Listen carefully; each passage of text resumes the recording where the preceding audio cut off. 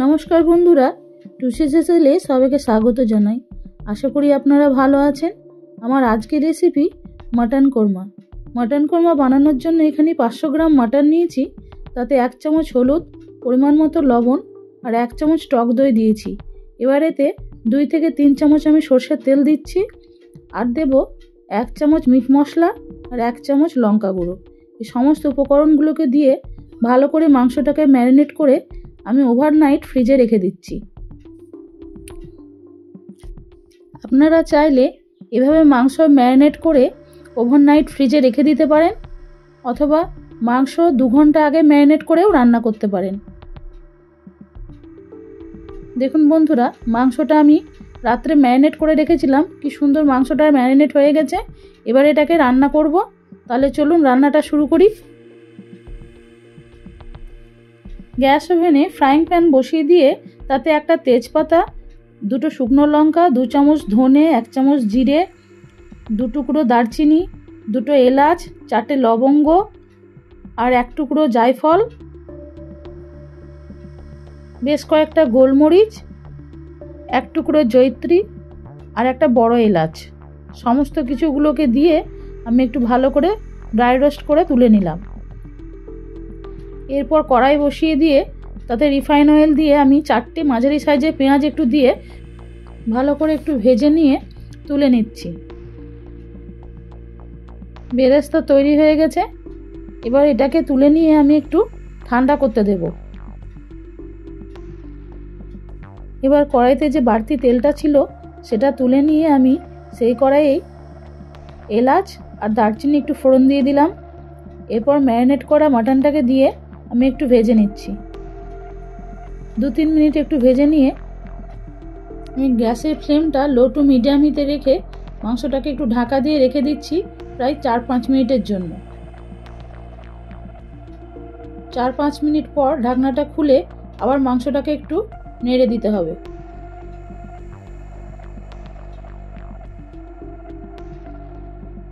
এই সময় মাংসের মধ্যে আমি দিয়ে দিচ্ছি আদা রসুন পেস্ট। এবার যে মশলাটা ড্রাই রোস্ট করে রেখেছিলাম সেটাকে একটু গুঁড়ো করে নিয়ে মাংসের মধ্যে দিয়ে আমি 4-5 মিনিট মাংসটাকে একটু কষে নিচ্ছি। মাংসটা বেশ কিছুক্ষণ কষানোর পর এবার দিয়ে দিচ্ছি গরম জল। তারপরে আমি এটাকে ঢাকা দিয়ে লো টু মিডিয়াম হিটে 30 মিনিট সেদ্ধ হতে দেব। আপনারা চাইলে এই সময় প্রেসার কুকারে 2টো সিটি দিয়ে মাংসটাকে সেদ্ধ করে নিতে পারেন, কিন্তু আমি আজকে পুরো রান্নাটা কড়াইতেই করব, তাই একটু সময় লাগবে বেশি, কিন্তু এতে মাংসের টেস্টও হয় খুব ভালো। ফিরে এলাম 30 মিনিট পরে। এবার মাংসটাকে আরেকবার ভালো করে নেড়ে দেব। মাংস কিন্তু এখনও পুরোপুরি সেদ্ধ হয়নি, মোটামুটি 70% মতন সেদ্ধ হয়েছে। ঠিক এই সময় আমি যে বেরেস্তাটা ভেজে রেখেছিলাম সেই বেরেস্তাটাকে একটু পেস্ট করে মাংসের মধ্যে দিয়ে দিচ্ছি।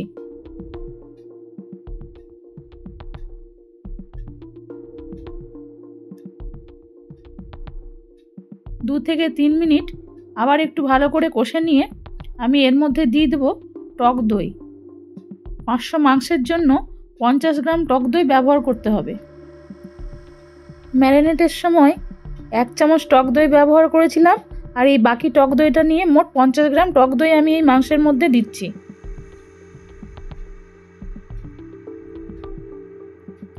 লো টু মিডিয়াম হিটে আবার মাংসটাকে আমি প্রায় 10 মিনিট এরমভাবে কষিয়ে নেব। আপনারা চাইলে এই পুরো রেসিপিটা ঘি দিয়েই করতে পারেন বা তেল বা ঘি মিশিয়ে করতে পারেন, কিন্তু আমি আজকে পুরো রেসিপিটাই রিফাইন অয়েলে করেছি, কারণ মাটনে যেহেতু ফ্যাট থাকে তাই আমি আর ঘি দিইনি।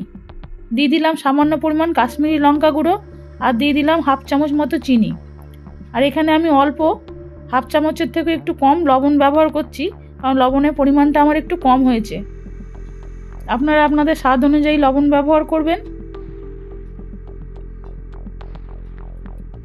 এরপর ঢাকা দিয়ে আবার 10 মিনিটের জন্য রেখে দিলাম, তবে মাঝে আমি 2-3 বার একটু মাংসটাকে নেড়ে দিয়েছি।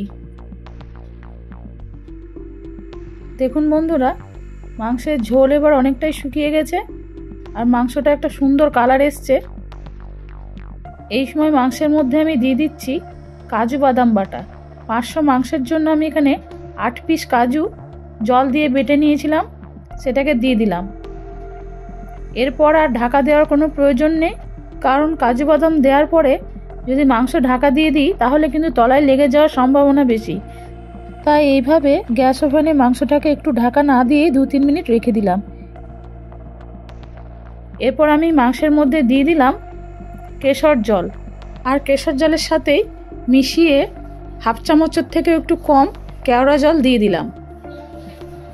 আপনারা চাইলে এই সময় ঘি আর গরম মশলা দিতে পারেন, তবে আমি ঘি আর গরম মশলা কোনোটাই আর দিইনি।